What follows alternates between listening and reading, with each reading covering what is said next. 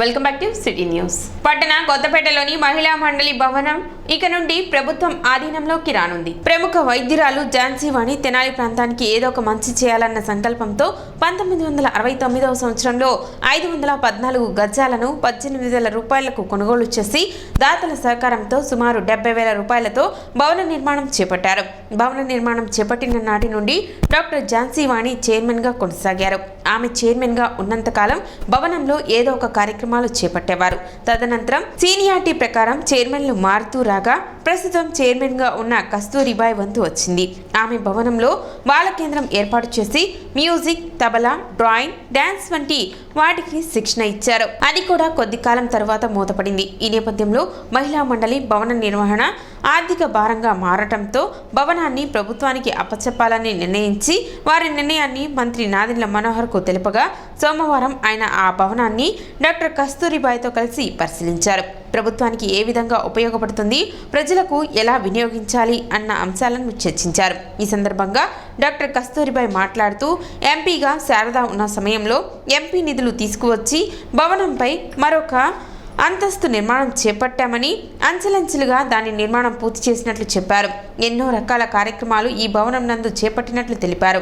ఈ క్రమంలో blood bank పెట్టేందుకు ఒకరికి లీజుకు ఇవ్వగా వారు తమరికి తెలియకుండా మరొకరికి సబ్ లీజుకు ఇచ్చారని, ఈ విషయం తమకు తెలియటంతో అష్టకష్టాలు పడి వారిని ఖాళీ చేయించినట్లు కస్తూరిబాయ్ తెలిపారు. ప్రస్తుతం భవనం నిరుపయోగంగా ఉండటంతో ఆర్థిక భారంగా మారటంతో ప్రభుత్వానికి ఇచ్చేస్తున్నట్లు చెప్పారు. 5 సంవత్సరాల క్రితమే ఈ ఆలోచన చేసినప్పటికీ నాటి ప్రభుత్వంలో భవన నిర్వహణ ఏ విధంగా ఉంటుందోనన్న సందేహంతో ముందుకు రాలేదని, నేటి ప్రభుత్వంలో పూర్తి న్యాయం జరుగుతుందన్న నమ్మకంతో ప్రభుత్వానికి మహిళా మండలి భవనాన్ని అందజేస్తున్నట్లు డాక్టర్ కస్తూరిబాయ్ తెలిపారు. ఝాన్సీ వాణి గారు ఏదో ఒక తెనాలి గ్రామంలో ఏదో ఒక మనం మంచి చేయాలి, ఏదో ఒక ఇది పెట్టాలనే సంకల్పంతో ఆమె 514 గజాలు బొద్దులూరుపాడు వాళ్ళ దగ్గర కొన్నారు. 18,000కి కొని దాంట్లో ఒక బెనిఫిట్ షో వేసి కొంత డబ్బులు వసూలు చేసి తర్వాత డోనర్స్ దగ్గర నుంచి 1,500, ఇప్పుడు ఆ ఫోటోలన్నీ అయ్యి 500, 1,000 రూపాయలు ఇచ్చిన వాళ్ళందరి దగ్గర కలెక్ట్ చేసి అప్పుడు 60-70 వేలే అయింది ఆ బిల్డింగ్. అప్పుడు అంత మంచి బిల్డింగ్ కట్టారు. ప్రెసిడెంట్గా చాలా కాలం ఉన్నారు. ఆమె ఉన్నంతకాలం ఆమె ఉన్నారు. ఏదో ఒక యాక్టివిటీస్ జరుగుతూ ఉండేవి. తర్వాత ఏమైందంటే ఇక్కడి నుంచి వెళ్ళిపోయారు. వెళ్ళిపోయిన తర్వాత దాదాపు దాన్ని చూసేవాళ్ళు కూడా సరిగా లేరు. ఆ తర్వాత నా వంతు వచ్చింది ప్రెసిడెంట్గా. వచ్చాక నేను దాన్ని హ్యాండ్ ఓవర్ చేసుకుని బాలకేంద్ర అని ఒకటి పెట్టా. అప్పుడు సబ్ కలెక్టర్గా చిత్రా రామచంద్రన్ ఉన్నారు. ఈ బాలకేంద్రాలు ఏంటంటే తబలా ఒకటి, మ్యూజిక్ ఒకటి, డ్రాయింగ్, డాన్సు అన్నీ టీచర్స్ ఉన్నారు, నేర్పుతారు. కొన్నాళ్ళు అయ్యాక అది కూడా మూలబడిపోయింది. తర్వాత పైన వేసా ఎంపీ ల్యాడ్స్ నుంచి మనీ తీసుకుని. నేను అప్పుడు తాడిపర్తి శారద గారు ఎంపీగా ఉన్నారు. ఆమె దగ్గర నుంచి మనీ తీసుకుని ఎంపీ ల్యాడ్స్ నుంచి మనీ తీసుకుని పైన వేసాను అన్నమాట. పైన అది స్లాబ్ వర్క్ వస్తే మిగతా అది నేను అంచెలంచెలుగా పూర్తి చేశా. కిటికీలు పెట్టి, తర్వాత తలుపులు పెట్టి, గోడలు కట్టి, తర్వాత చుట్టూ బండ వేయించా. ఇచ్చిన తర్వాత అది రోటరీ క్లబ్ వాళ్ళు తీసుకున్నారు. బ్లడ్ బ్యాంక్ పెడతాము దాంట్లో అంటే అందరికీ ఉపయోగంగానే ఉంటుందని ఇచ్చారు. ఇచ్చిన తర్వాత వాళ్ళు ఏం చేశారంటే సబ్లీస్కి ఇచ్చారు. ఆ సబ్లీస్కి ఇచ్చిన అతను ఏవేవో పెట్టాడు. నాకు తెలియకుండా సబ్లీస్కి ఇచ్చారు. అదేంటంటే అప్పుడు అతన్ని నాకు తెలిసాక ఖాళీ చేయించారు. ఖాళీ చేయించడానికి చాలా ఇబ్బందులు పడ్డాం. అతను రెంట్ ఎగ్గొట్టాడు, కరెంట్ బిల్ కట్టడం ఎగ్గొట్టాడు. తర్వాత దాన్ని మెయింటైన్ చేయడం కూడా కొంచెం కష్టంగా అనిపిస్తుంది. ఫైనాన్షియల్గా కూడా కష్టంగా ఉండి గవర్నమెంట్కి హ్యాండ్ ఓవర్ చేద్దామని అనుకున్నాను అనమాట. టీడీపీ గవర్నమెంట్ వచ్చాక మనోహర్ ఉమ్మగారికి చెప్పాను నేను.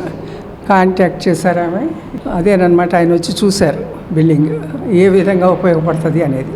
ప్రతి నెల జరిపే విద్యుత్ వినియోగదారుల సమావేశాన్ని ఏర్పాటు చేయాలని ది తెనాలి పట్టణ పరిసర ప్రాంత అభివృద్ధి సంఘం డిమాండ్ చేసింది. ఈ మేరకు సంఘ సభ్యులు సోమవారం సబ్ కలెక్టర్ కార్యాలయంలో జరిగిన గ్రీవెన్స్ కార్యక్రమంలో సబ్ కలెక్టర్ ప్రకాష్ జైన్కి వినతి పత్రం అందజేశారు.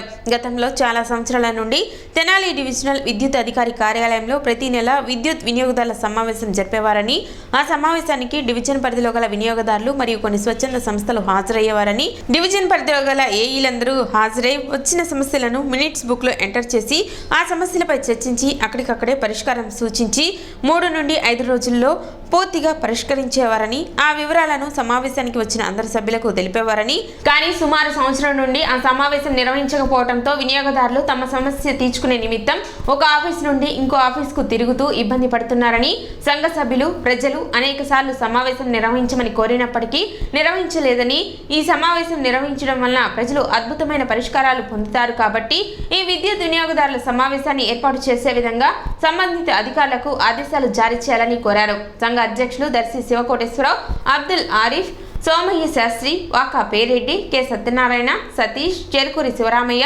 చింపయ్య తదితరులు పాల్గొన్నారు. తెనాలే కాదు, విద్యుత్ శాఖలో ప్రతి డివిజన్లో కూడా విద్యుత్ వినియోగదారుల సమావేశాన్ని ప్రతి నెల పెట్టాలి. అది చట్ట ప్రకారం పెట్టాలి.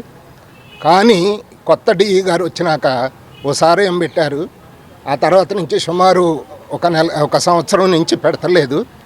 మేము అడిగినా కూడా ఏమున్నాయండి సమస్యలు అన్నట్టుగా వాళ్ళు మాట్లాడుతున్నారు.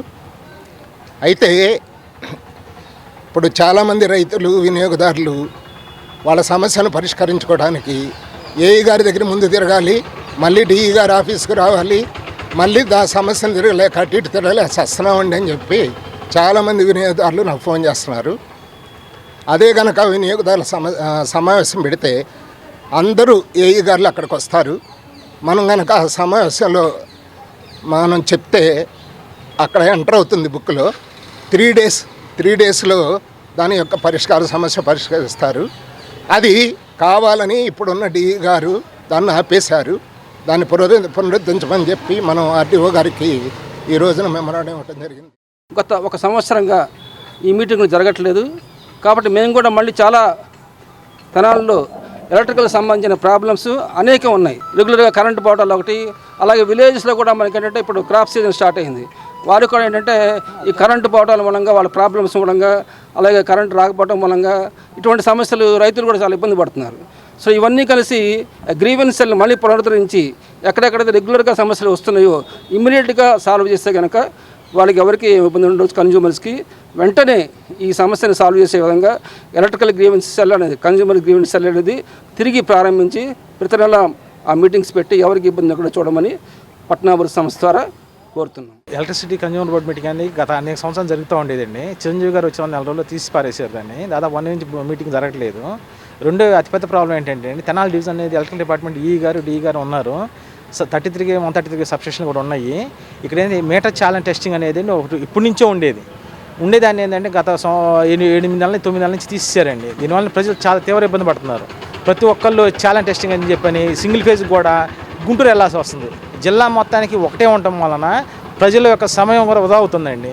ప్రజలు చాలా ఇబ్బందులు పడతారు. పనులను ఆపుకొని అక్కడే ఉండాల్సిన పరిస్థితి ఉంది. దాన్ని తిరిగి MRT testing meter challenge testing సెంటర్ని తెనాల్లో పునరుద్ధరించగా మా పట్టణ సందర్భంగా కోరుతున్నాం.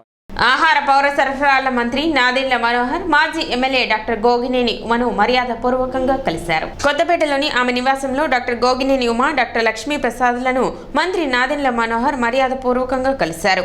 ఈ సందర్భంగా మంత్రి నాదెండ్ల మనోహర్ ని ఇరువురు శాలువా పూలమాలలతో సత్కరించారు. ప్రభుత్వం చేపట్టబోయే విధి విధానాలపై మరియు తెనాలి ప్రాంత అభివృద్ధిపై చర్చించుకున్నారు. టీడీపీ, జనసేన, బీజేపీ నాయకులు, కార్యకర్తలు నాదెండ్ల మనోహర్ వెంట ఉన్నారు.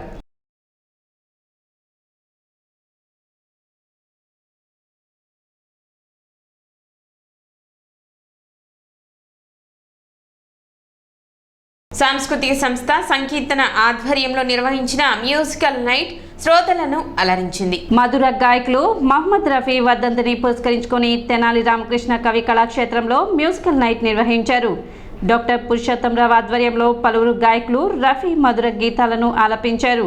డాక్టర్ పురుషోత్తమరావు పలు గీతాలు ఆలపించారు. షేక్ సైదా, మల్లికా, రాజేశ్వరరావు, అలీఖాన్ తదితరులు గీతాలు ఆలపించారు. పలువురు వైద్యులు ననపనేని ప్రతాప్, వంగ సామిరెడ్డి, ప్రసాదరావు, రంగారావు, సోమశేఖర్ తదితరులు పాల్గొన్నారు.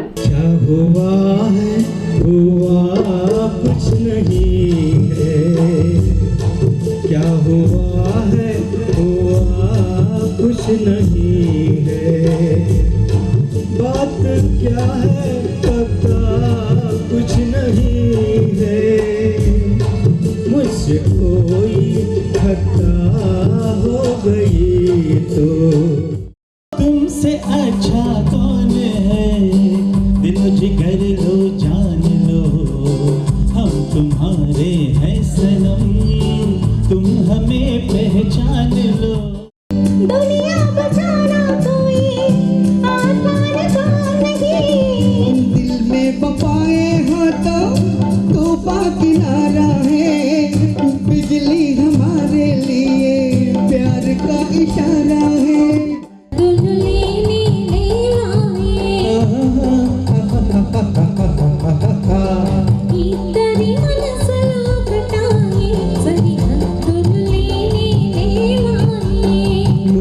సంకీర్తన సంస్థ తరపున మేము నిర్వహిస్తున్న మొహమ్మద్ రఫీ స్మృత్యంజలి కార్యక్రమం. ఇది 7వ కార్యక్రమం మేము నిర్వహిస్తున్నది. హైదరాబాద్ నుంచి ఒక 2 గాయకులు, పొన్నూరు నుంచి ఒకరు, తెనాలి నుంచి ఒక 3 అద్భుతమైన ఆర్కెస్ట్రాతో వాళ్ళతో పాటు నేను కూడా కలిసి ఈరోజు ఈ కార్యక్రమాన్ని నిర్వహిస్తున్నాం. విశేష ప్రజాదరణ పొందింది. అద్భుతంగా చాలామంది ప్రేక్షకులు వచ్చి ఆనందిస్తూ ఉన్నారు.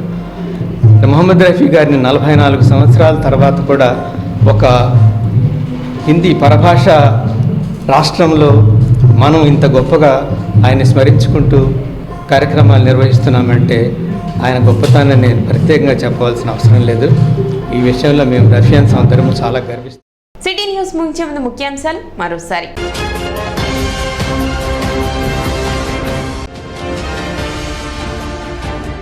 తెనాలి ఆర్టీసీ డిపోకు వచ్చిన నూతన బస్సులను ప్రారంభించిన మంత్రి నాదెండ్ల మనోహర్.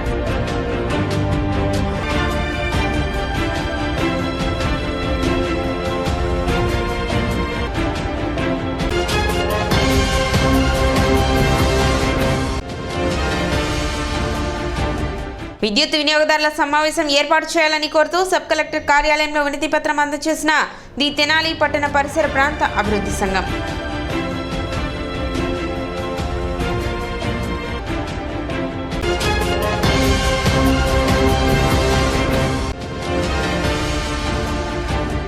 ప్రభుత్వ ఆధీనంలోకి వెళ్లనున్న కొత్తపేటలోని మహిళా మండలి భవనం.